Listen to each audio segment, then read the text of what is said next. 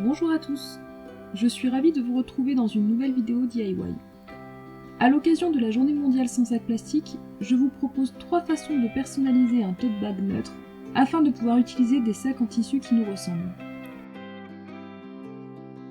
Ceux que j'utilise sont issus d'un lot commandé sur Amazon, je vous donne toutes les références en ma possession dans la barre d'informations.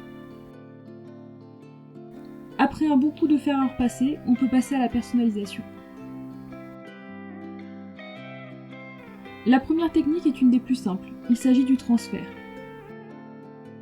J'ai acheté à Action ce lot de 5 feuilles de transfert sur textile, 4 pour textile clair et 1 pour textile foncé pour 2,99 €.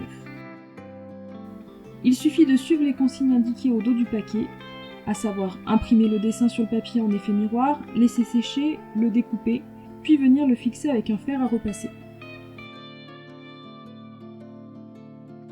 J'ai ainsi choisi un dessin que j'ai réalisé d'après un modèle sur Pinterest, je l'ai retourné selon un effet miroir, puis l'ai imprimé après en avoir modifié un peu la taille.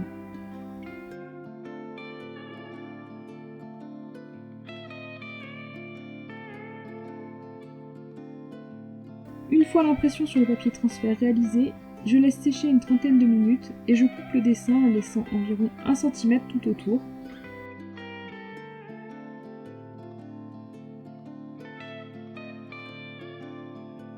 Puis je place le dessin contre le sac et avec un fer à repasser chaud, je passe sur tout le papier en effectuant de petits cercles pendant plus de 2 minutes. Une fois le tout froid, je soulève délicatement le papier. Si je vois que le transfert n'est pas bien réalisé, je n'hésite pas à recommencer l'opération avec le fer jusqu'à ce que le dessin soit parfaitement fixé. Et voilà le résultat.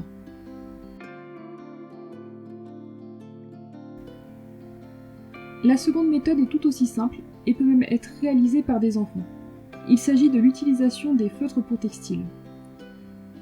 J'ai d'abord tracé sur le sac au crayon papier le dessin que je souhaite réaliser en me basant sur le modèle réalisé sur une feuille. Je peux facilement gommer et retoucher ce qui ne me convient pas, et quand j'obtiens le résultat qui me plaît, je peux passer au dessin au feutre. J'ai trouvé ceci sur Amazon, mais je n'en suis pas pleinement convaincue. Je vous dirai pourquoi plus tard quand je vous les montrerai en action. On peut aussi en trouver à Action pour bien moins cher, mais je ne sais pas ce qu'ils valent exactement. Avec le feutre noir, je viens repasser les contours de mon dessin et je réalise également quelques détails en bleu. Au moment de colorier la chevelure, j'ai constaté que le noir n'était pas sec et bavé. J'ai donc laissé mon travail pendant quelques heures et je suis revenue plus tard pour la mise en couleur. C'est là que les feutres m'ont un peu déçue puisqu'on est obligé de repasser plusieurs fois au même endroit pour avoir quelque chose d'opaque et de quasiment uniforme, ce qui rend le travail un peu fastidieux.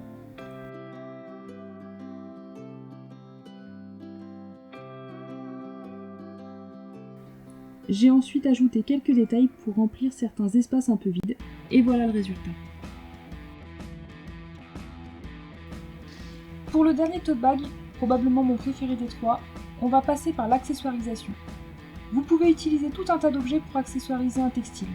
Des rubans par exemple, j'avais acheté celui-ci à la foire fouille il y a des années, les autres viennent de chez Action. On peut aussi utiliser des strass ou des gemmes, ceux-ci viennent de chez Jiffy et ceux-là d'Action, et ils proposent des formes variées. Ces lots n'ont pas le même prix, mais ils n'ont pas non plus la même qualité. On peut également se servir de sequins, de pins, j'ai trouvé ceci à Jiffy et je les trouve super mignons, de patchs thermocollants, etc. Il suffit juste de faire marcher son imagination pour trouver quoi utiliser et comment. Pour ma part, c'est autour de ces pins hivernaux que j'ai envie d'orienter ma création aujourd'hui. Je vais donc essentiellement utiliser des couleurs froides avec ces différents rubans pour commencer. Je les dispose dans un premier temps de manière un peu aléatoire, jusqu'à trouver le résultat qui me convient. Et comme tout bouge, je vais les fixer tout d'abord avec des épingles, afin de bien voir le rendu. Une fois que le résultat me plaît, je vais pouvoir coller les rubans. Je défais les épingles, je place un carton de protection à l'intérieur du sac pour éviter de coller les deux faces ensemble. Je maintiens le tout avec des pinces. Et j'utilise ensuite cette colle à bijoux. J'avais hésité avec un pistolet à colle, mais je trouvais que c'était un peu plus contraignant. Et donc cette colle à bijoux est à prise rapide, mais elle laisse également le temps de repositionner l'objet, donc elle est plutôt pratique. Petit à petit, je vais coller mes rubans en laissant m'effacer de chaque côté environ 1 cm. Et je le fais par petites sections pour ne pas que la colle sèche trop en attendant de poser le ruban. Et une fois que c'est collé, je peux couper l'excédent. Je fais la même chose avec les 2 autres rubans et je laisse le tout sécher. Pendant ce temps, je vais faire la même chose au bas du sac. Cette fois, je saute l'étape du positionnement avec l'épingle puisque je veux quelque chose de symétrique au haut du sac, donc je sais déjà ce que je veux. Et je prends par contre bien le temps de positionner le ruban correctement à chaque fois que je veux la coller.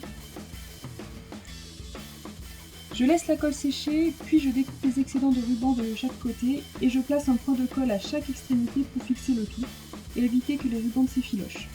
Je vais reproduire ça à chaque extrémité de chaque ruban. Ensuite, je cherche où mettre les 2 pins de cette plaque que je souhaite utiliser. Je vais les mettre sur une même diagonale, chacun dans un angle, alors c'est hors champ de la caméra ici, j'en suis désolée. Et une fois que cette décision est prise, je cherche un moyen de faire le lien entre les 2 objets. Pour cela, j'utilise le ruban bleu clair de chez Action que je colle sur la diagonale du sac de la même façon que les autres rubans.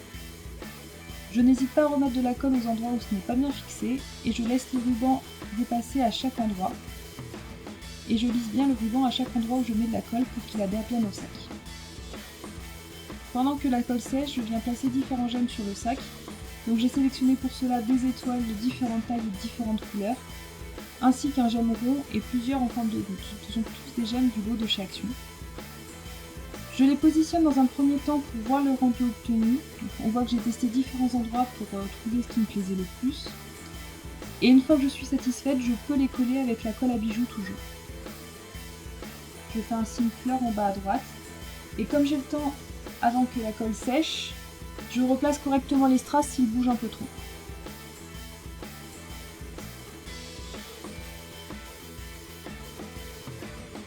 De la même façon, en haut à gauche, je viens positionner les étoiles jusqu'à obtenir le résultat que j'apprécie. Je mets pour cela d'une petite pince pour les placer puisqu'elles sont un peu petites et qu'avec les doigts ce n'est pas forcément évident. Une fois que j'ai positionné toutes ces étoiles, je me rends compte qu'il me reste une grosse étoile. Je choisis de la mettre au centre du sac.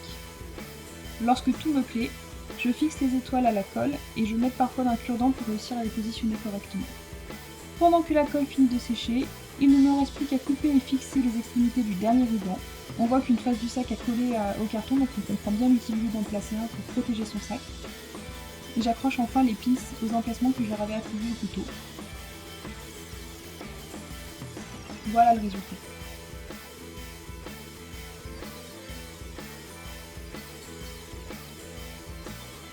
Voici donc 3 techniques de personnalisation possibles pour un textile. N'hésitez pas à me dire laquelle vous avez préférée. Merci d'avoir regardé cette vidéo jusqu'au bout. À bientôt.